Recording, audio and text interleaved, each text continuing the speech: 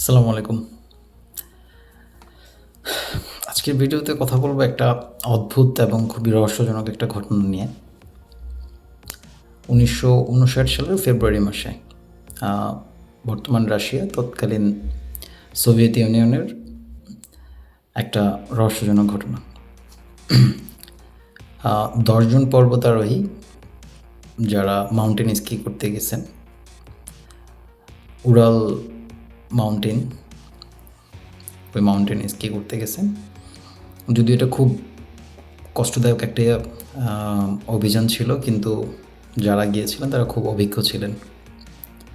তো যাওয়ার সময় একজন অসুস্থ হয়ে যান, উনি চলে আসেন, বাকি ৯ জন তাদের অভিযাত্রা বা তাদের যাত্রা কন্টিনিউ করেন।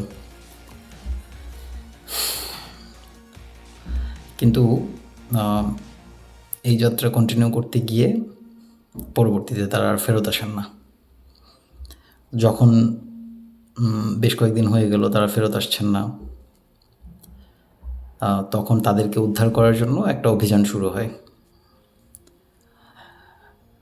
আশ্চর্যের বিষয় হচ্ছে যে যারা উদ্ধারকর্মী ছিলেন তারা গিয়ে ওখানে দেখলেন যে ৯ জন মানুষের মৃতদেহ বিভিন্ন জায়গায় ছড়ায় ছিটায় অবস্থান করতেছে, খালি পায়ে খালি গায়ে অনেকে।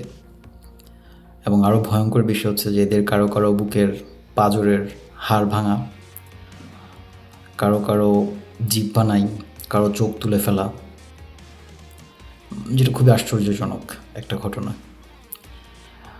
বিভিন্ন বিজ্ঞানী, বিভিন্ন উদ্ধারকারী অভিযান, বিভিন্ন বিশেষজ্ঞ এটা নিয়ে অনেক চেষ্টা করছেন এটা রহস্য উদ্ঘাটন করার জন্য। আজ পর্যন্ত আমি এই ভিডিওটা করা পর্যন্ত অনেক খোঁজাখুঁজি করে এটার কোনো রহস্য এখন পর্যন্ত সঠিক কারণ এখন পর্যন্ত বের করতে পারছেন বলে আমি পাই নাই।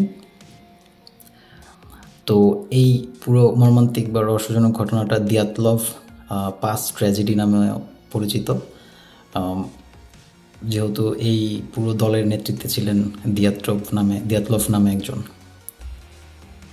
এবং এটার পিছনে কিছু থিওরি থাকে, অনেকেই বের করছেন যে হয়তো তৎকালীন সোভিয়েত ইউনিয়নের কোনো এক্সপেরিমেন্ট ছিল এটা। কেউ কেউ বলে যে এটা কোনো এলিয়েনের কাজ, এই ইউএফএর দ্বারা তারা আসছে, সেই মানুষগুলো কী ধরনের রহস্যজনক মৃত্যুর কারণ হইতে পারে। বাট আজ পর্যন্ত এটার কোনো সঠিক কারণ জানা যায়নি। আপনাদের কি মনে হয় এটার পিছনে কি হইতে পারে? আমার আসলে ব্যক্তিগত কোনো থিওরি নেই। এই ধরনের রহস্যজনক ঘটনাগুলো পড়তে ভালো লাগে। পৃথিবীতে অনেক রহস্য আছে যেগুলোর আসলে কোনো সঠিক মীমাংসা আজ পর্যন্ত কেউ করতে পারেনি। এসব রহস্যের কোনো সমাধান আজ পর্যন্ত কেউ করতে পারেনি। আজকে এতটুকুই। ইনশাল্লাহ নেক্সট ভিডিওতে অন্যান্য কোনো রহস্য নিয়ে কথা বলবো বা অন্য কোনো বিষয় নিয়ে।